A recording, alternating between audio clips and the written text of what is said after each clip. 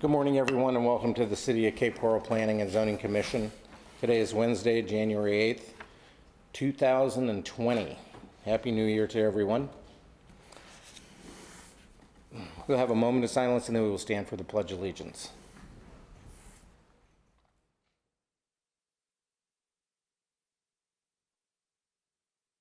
Please stand.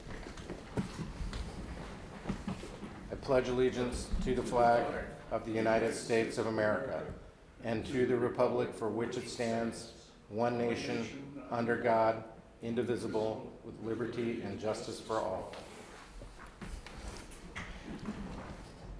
Madam City Clerk, will you please call the roll? Marker. Here. Marmo. Here. Peterson. Ramfrance. Here. Reed. Here. Slapper. Here. Bashaw. Here. O'Connor. Here. 8 present and 2 absent. The record show that Commissioner Benny has just arrived.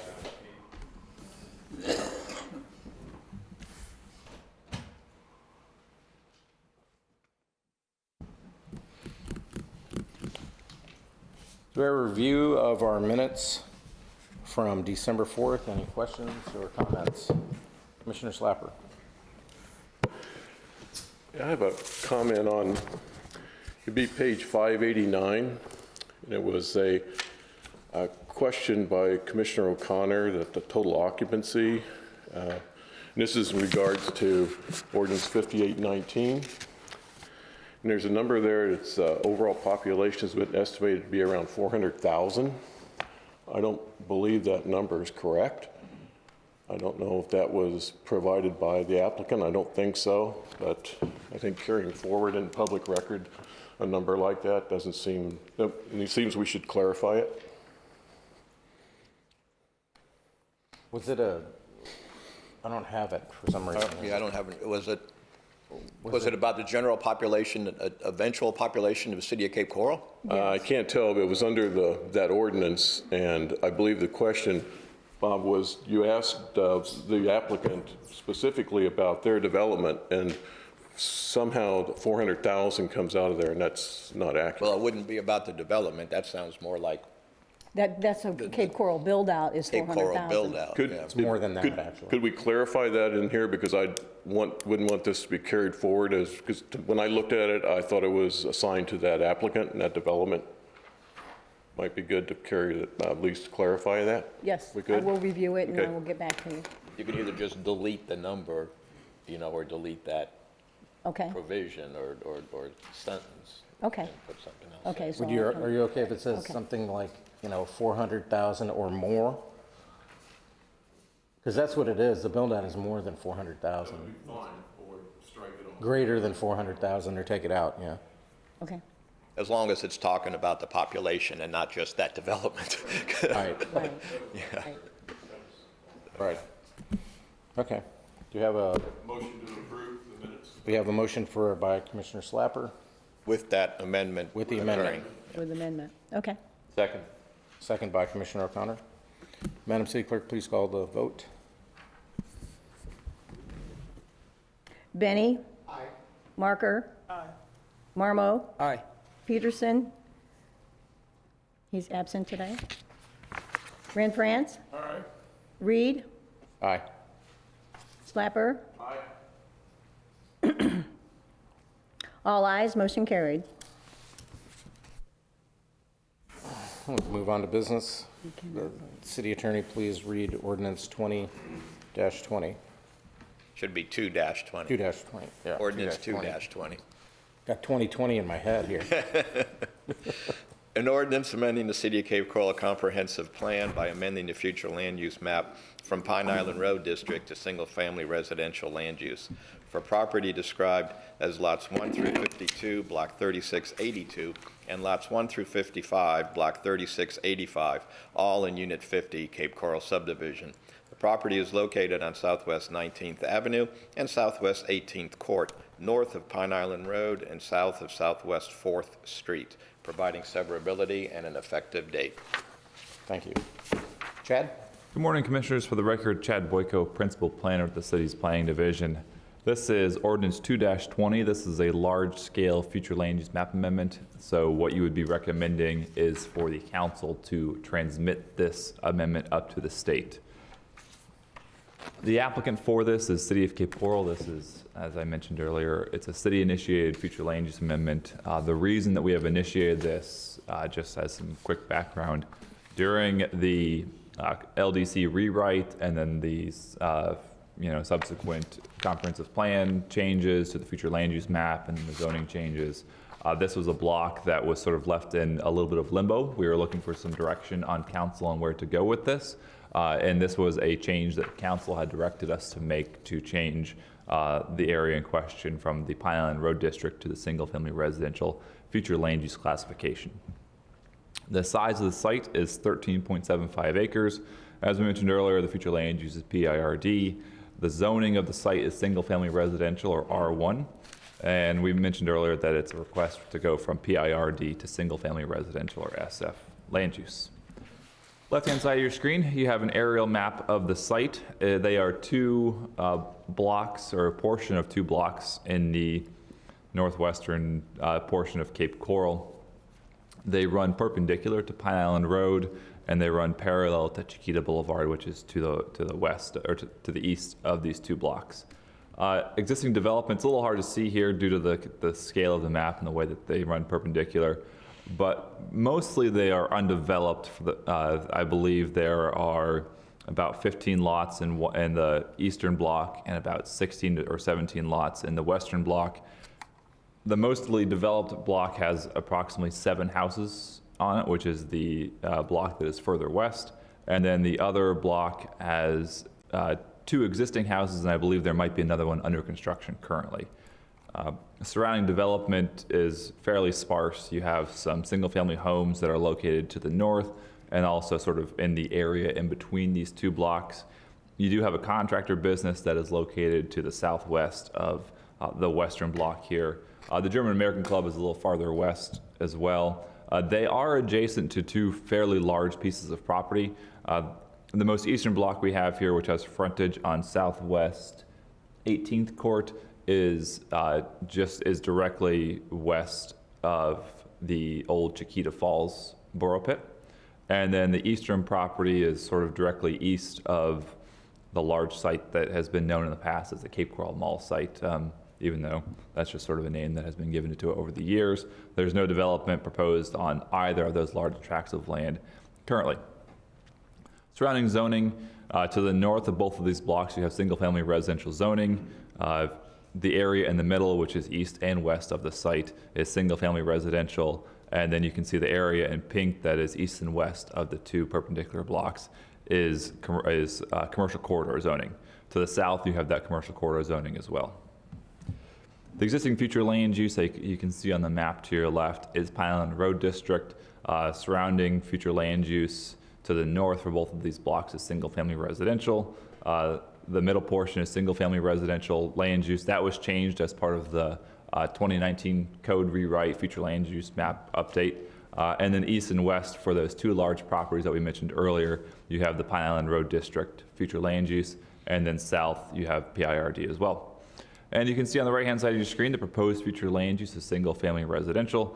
It's indicated by yellow. It would make sort of a thicker portion of yellow designated land there in between the 2 large properties that we talked about earlier. As we mentioned previously, the site is a portion of 2 blocks, 3685 and 3682. It's a mix of undeveloped parcels and single-family homes. Both blocks only have frontage on local streets. They have, I believe, one is Southwest 18th Court, and I believe Southwest 19th Ave is the other local street. Originally, the future land use for both of these blocks was mixed use as adopted with our 1990 comprehensive plan. The future land use was changed to PIRD in 2002. That was a result of the Pine Island Road Master Plan that had been adopted by council, and the idea was to make large areas along Pine Island Road have that PIRD future land use classification. Upon the comprehensive plan, the zoning was residential development in 1990, and then it was rezoned as part of the Since residential development went away with our code update and rewrite, we rezoned it to single-family residential in 2019. Staff has analyzed this per a couple of policies within our comprehensive plan. The first is Chapter 4 of the Future Land Use Element Policy 1.13. This policy relates to commercial nodes and ideally locating commercial development at or along these commercial nodes. Staff finds that the site is 1,300 feet west of the nearest node, which is Pineland Road in Chiquita. The intent of the original PIRD designation for this was, as we mentioned previously, to implement the Pineland Road Master Plan that was done in the early 2000s. They wanted large chunks of land there to go to the PIRD so that they would have a chance for development of commercial and large-scale residential or multifamily there. Staff notes that some of the surrounding properties have that same PIRD future land use classification, though not all properties have that PIRD future land use. Staff finds that the site is part of a commercial node still, as you do have some extension of the PIRD land use classification extending out from that commercial intersection of Pineland Road and Chiquita Boulevard. So staff finds that while it's a little ways away, it still would be considered an extension of that commercial node. The next policy we looked at is policy 1.14, which is our commercial siting guidelines. There's 8 of these guidelines, and they kind of give us some guidance on which areas are sort of pristine or adequate for commercial development. We analyzed this. We found that the site is consistent with one of these guidelines, which is the major intersection. This kind of relates to the commercial node concept. It has the same future land use designation as properties extending out from the major intersection there. So we have found that it is consistent with that one guideline. The site is partially consistent with one guideline, which is compactness. Most of the properties are rectangular or square in nature. They do, however, or they don't, however, have any sort of assemblage going on with that, and they don't have the depth that we're typically associated with. So we found that it's partially consistent with a compactness guideline. Staff has found that it is not consistent with 6 of the commercial siting guidelines. One is adequate depth. Both of these blocks really only range from about 125 to 135 feet in depth generally, which is less than the ideal or preferred 250 feet of depth that we're looking for commercial sites. The integration, it doesn't have any existing commercial development within these 2 blocks. We mentioned that there is some that is sort of southwest of this site, but that is previously developed, and it is not within these 2 blocks. There is no assembly other than there is one homeowner or home builder, I should say, that has assembled 3 or 4 parcels, but they are scattered. They are not contiguous within these 2 blocks. We found that it's not consistent with the intrusion guidelines. So if someone were to perhaps develop a commercial building in the middle of one of these blocks, you would have some intrusion there that could occur with some of those single-family homes with the residential zoning that's still in place. The site doesn't have access from a major principal arterial or a collector street, and there's also no frontage road plans that are in place for this, so that therefore it does not meet the access requirement. And then lastly, the ownership pattern. We mentioned earlier, there really is very little sort of pattern of ownership that we've seen where you've seen an owner going and acquiring multiple sites within these 2 blocks. As we mentioned earlier, the guidelines are not meant to determine necessarily approval or denial, but they're instead sort of a guiding tool that we use to determine if a site is appropriate for commercial development. We also looked at this, and according to our Economic Development Master Plan, we found that the amendment is neither supported or in conflict with that master plan. The site is not within an economic opportunity area, nor will the amendment affect and result in the loss of multifamily housing. So our recommendation, we looked at this with our comprehensive plan and specifically the future land use element, and we found that the single-family residential classification is consistent and compatible with the surrounding area, and therefore planning staff recommends approval of the proposed large-scale future land use map amendment. Here for any questions. We haven't received any correspondence other than we received a phone call sort of informational nature, wondering what the change, how it would affect them. Thank you. City's the applicant, so we're going to pass on having the applicant speak and open it for public. If anyone from the public wishes to speak, please come forward. Good morning, Commissioners. Ed Ramos, and I just want to comment that I do concur with staff's recommendation. It's going to make many of the property owners very happy there that are looking to build their single-family homes, and it is consistent with the zoning immediately across the street. So thank you, and I do concur with staff. Does anyone else from the public wish to speak on this case? If so, please come forward. Nope, seeing none, back to the commission. Commissioner Marmo? Nope, sorry. Bashaw? Thank you, Chair Reed. This appears to fall into that category of housekeeping that DCD committed that they would go through. So it appears to be the right thing to do. My question, though, is related to one of the addressees on the mailing list. I recall some discussions with the Bunch family regarding some sort of zoning or plans for some property that is in that general area. And I noticed that Jeff and Virginia Bunch are on the mailing list of individuals who own that property. So my question is the large parcel that is to the east, is that the parcel that there was a question regarding the Bunch family, or perhaps my fellow commissioners can help as well? I'm not familiar with all the issues. I just recall there was something related to that family in that general location. Yeah, I recalled that as well. It's not ringing a bell where they might necessarily have their property located within there. I know that there had been perhaps some discussion and our city attorney will chime in on this, there may have been some discussion that there may be some lift station or something to go along with the UEP there. I'm not exactly sure of what the ownership pattern is like outside of necessarily the 2 blocks that we're looking at here. The Bunches do not own the property to the east. They don't own that big parcel where the Burrow Pit was. To the west of the most western portion of that, they must be within the 500 feet radius that we give mailing notice to. They have at least a 5-acre tract there, I believe, and I believe it's, if you look at that map there, where the commercial building is at the southwest, they own even west of that, and I think it's a 5-acre site north of that little retention pond or whatever it is. So I don't know what they're planning on doing with it. I know he's got a landscape business, so who knows. Thank you. Any other questions from commission? No? I have a few comments on it. I've watched this property go from residential to commercial to residential to commercial. I mean, it's been beat up throughout the last 20 years. One of the reasons why you don't see development on it is because there's no water or sewer until now, until it becomes operational. You still won't see any development. So operational should be what, in the next 6 months, year?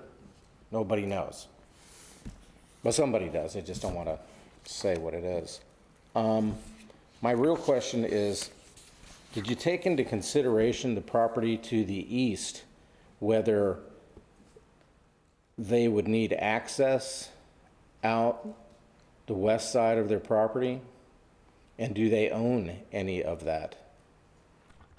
You're referring to the old mall site? No. Or you're talking about the Burrow Pit? Talking about Burrow Pit property, yeah. The corner of Burnt Store, or I'm sorry, of Chiquita and Pine Island Road. The owner of the Burrow Pit site does not own any similar properties within that block. Okay. In terms of access, they've got at least a couple of potential access points along Chiquita Boulevard, depending on what they do with it. There's actually the Burrow Pit site is actually 2 different parcels, and I believe they might be under separate ownership there.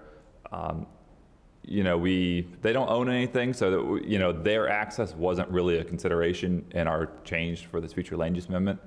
Had they owned some of it, it would have, perhaps given us pause. But even then, accessing out, if you're looking at access, the only logical access would be if it was south of the lake area there, because you really don't have any room to maneuver. Just looking at, sort of planning 101, they didn't reach out to us through this. We haven't heard anything from them. We looked at the ownership and we didn't see any, common ownership going on there. On that same block, one of the southern parcels is owned by a telecommunication company. That, from what I understood, their future ownership, or what they're going to do with it, is a cell tower. Okay. So, Yeah, what they, they've always got we can't have do that said, in we had heard from a couple of property owners potentially that was part of this, that there may have been some future commercial plans there. And the idea was that we have mailed not only to the surrounding property owners that are affected by this, but we also sent notice to the affected owners so that if there was someone that approached us and wanted to, say, opt out of this, they would have that option prior to going to council. So that's still, if they reach out to us, we hear from them, and they choose to not be a part of this, then they could. We took the area forward with this amendment like it is, as it was sort of, that was the direction that we had from council to move it forward in this direction. okay. My next question is that the commercial properties that are both to the east and west of this will now, when they develop, they'll have to buffer residential more. So it's kind of hurting them. I know that the supply company there has had a lot of problems with the residential properties behind it and vice versa, when they had to go in and redevelop their stormwater systems there. If they go in, or another company goes in, what's the buffering going to be from that residential to the commercial? 25 feet?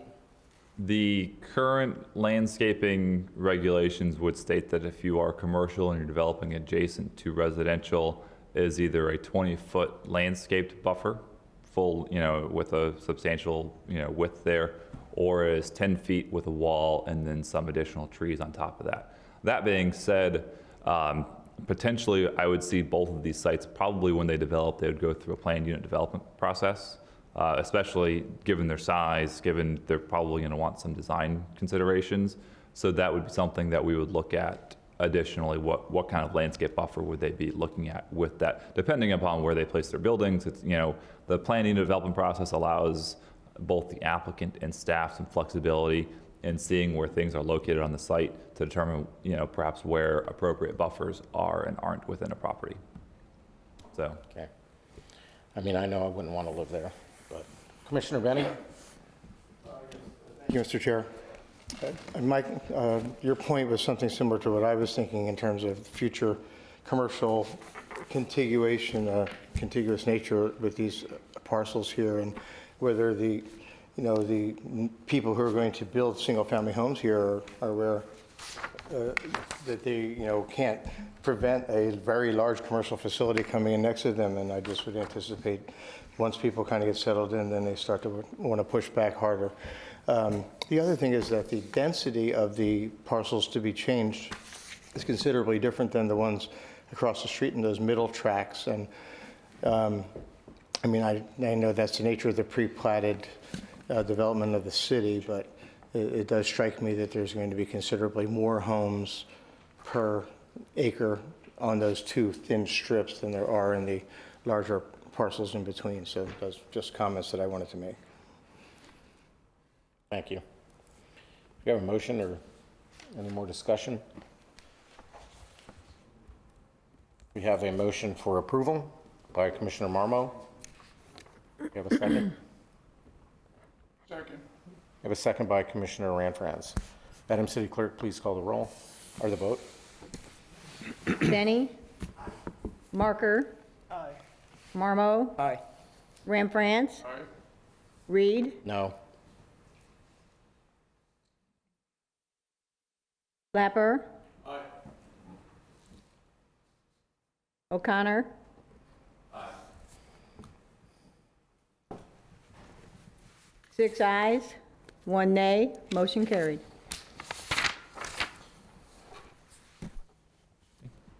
Thank you. And we'll open the meeting up for public input. Does anyone from the public wish to come up and speak about anything? No? I will close public input. Have any staff updates? Other new business from the commission? Member comments?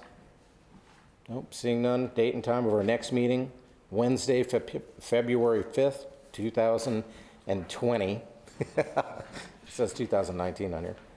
So we're hereby adjourned.